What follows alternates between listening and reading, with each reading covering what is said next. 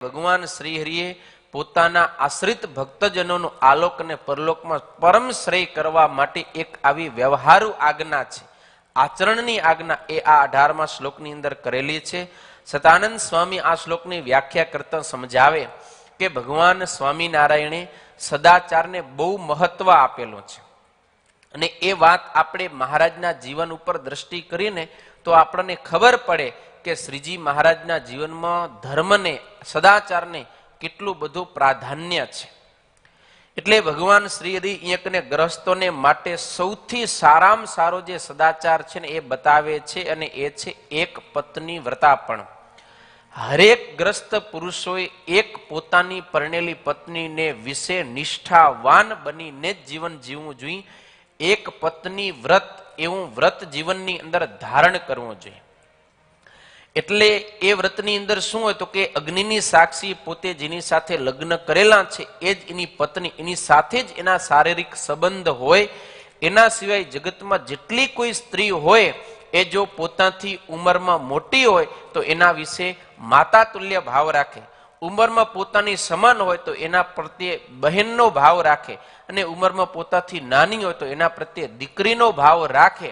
મન કર્મ વચને કરીને પણ એની સાથે દુર્વ્યવહાર ન કરે, ક્યારે ખોટો સંબંધની ભૂંડો ઘાટ સંકલ્પ પણ ન થવા દેવો.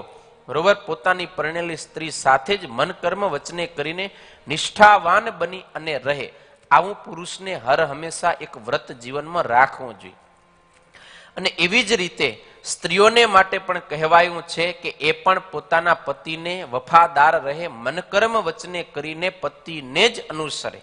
એટલે પત્ની પણ પોતાથી મોટી ઉંમરના જે કોઈ પુરુષ છે પોતાના પતિ સિવાયના એના વિશે પિતાતુલ્ય ભાવ રાખે. સમકક્ષના એટલે સમ ઉંમરના હોય તો એની સાથે ભાઈ તુલ્ય સંબંધ અને નાના હોય તો એના વિશે પુત્ર ભાવ રાખે. આવી રીતે પરણેલા સ્ત્રી પુરુષ પોતાને જ એટલે કે અરસપરસ વફાદાર રહે, કોઈને પણ ક્યારે એ દગો ના આપે, એનાથી બીજા કોઈ પણ સ્ત્રી પુરુષની સાથેના ગેરસંબંધ ન થાય એવી ભગવાન શ્રી હરિ કાળજી બતાવે છે. અને 5 પ્રકારે આપણે 5 ઇન્દ્રિયો છે ને 5 પ્રકારે વ્યભિચાર થઈ શકે. એવું નથી કે શારીરિક જે અંગ સંગ કહેવાય એ જ વ્યભિચાર છે, નહીં. દ્રષ્ટિથી કોઈના પ્રત્યે આપણે વિકાર ભાવથી જોઈએ છીએ, કોઈના પ્રત્યે ભૂંડી દ્રષ્ટિ, તો એ પણ એક પ્રકારનો વ્યભિચાર છે.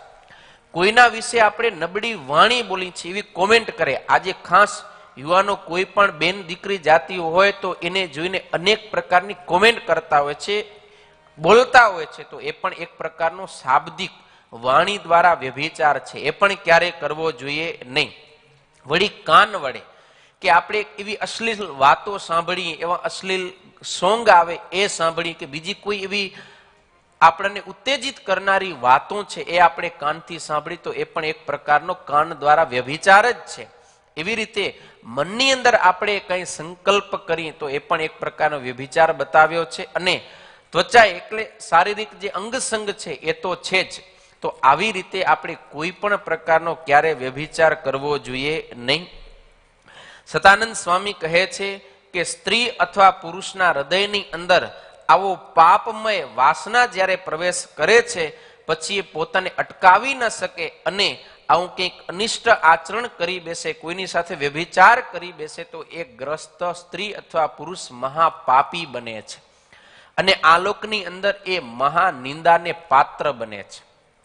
મનુસ્મૃતિનું એક વાક્ય પ્રમાણરૂપ લાવી સતાનંદ સ્વામી કહે છે, વ્યભિચારાત્તુ ભર્તુ સ્ત્રી લોકે પ્રાપ્નોતિ નિંદ્યતામ શૃંગાલયોનિ માપ્નોતિ પાપરોગૈશ્ચ પીડ્યતે પાપરોગૈશ્ચ પીડ્યતે.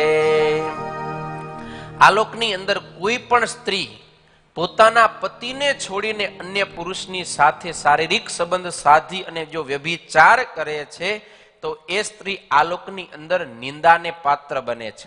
વળી એ આ દેહને જ્યારે છોડશે, આલોકની અંદર મૃત્યુ પામશે, ત્યારે બીજા જન્મની અંદર પશુ યોનિને પામશે અને અનેક પ્રકારના રોગ એના શરીરની અંદર થશે ને પીડાને પામશે.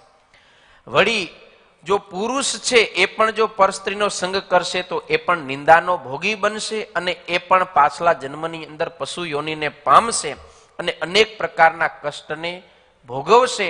એટલે સ્ત્રી અને પુરુષ જો પોતાના પતિ પત્નીને છોડીને અન્યની સાથે સંબંધ કરે તો બંને પાપના ભોગી બને છે, દોષરૂપ બને છે. અને આ વાત લોક, શાસ્ત્ર અને આચરણ ત્રણેયની અંદર માન્ય છે. બરોબર ને?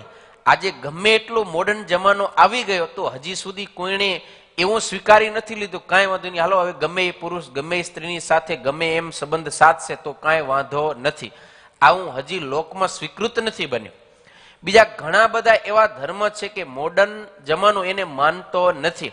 એક્ઝામ્પલ તરીકે આપણે જોઈએ તો રજસ્વલા ધર્મની બાબત આવે તો એની અંદર આજે મોડર્ન જમાનો ઘણી વખત એમ કહેતો હવે તો એવું કંઈ હોતું નથી ને એ કેટલા બધા શારીરિક રક્ષણ માટેના ઉપકરણ આવી ગયા તો હવે એવા ધર્મમાં ના પાડવા જોઈએ અથવા તો બહેનોને એટલો બધો અલગ ન રાખવા જોઈએ સમથિંગ વગેરે. શાસ્ત્ર છૂટી નથી આપતું પણ લોકની અંદર હવે એ ધર્મની એટલી માન્યતા નથી રહી, પ્રધાનપણું નથી રહ્યું. અને એ જ્યારે વાત આપણે કરતા હોય ને એમાં પછી એ રજસ્વલા ધર્મ ન પાડે ત્યારે એને આ દંડ મળે, આમ થાય તેમ થાય એવું આપણે આજે બોલવામાં પણ ઘણી સાવધાની રાખવી પડે. પણ આ વસ્તુ પ્રત્યક્ષ છે કે દુનિયામાં તમે કદાચ કાંઈ ભૂલ બીજી કરશો ને, કાંઈ નાનું મોટું પાપ થઈ જશે તો સમાજ, ગામ તમને માફ કરશે, જતું કરશે. પણ તમારાથી ક્યારેય પણ આ વ્યભિચાર થઈ ગયો ને તો આજનો ગમે એવો મોડર્ન જમાનો પણ માફ નહીં કરે. એમ નહીં લે ના કાંઈ વાંધો નહીં, હશે થઈ ગયો, નહીં જ ચાલે. સમાજ પણ નહીં સ્વીકારે, સત્સંગ પણ નહીં સ્વીકારે અને દુનિયા પણ નહીં સ્વીકારે. કેમ?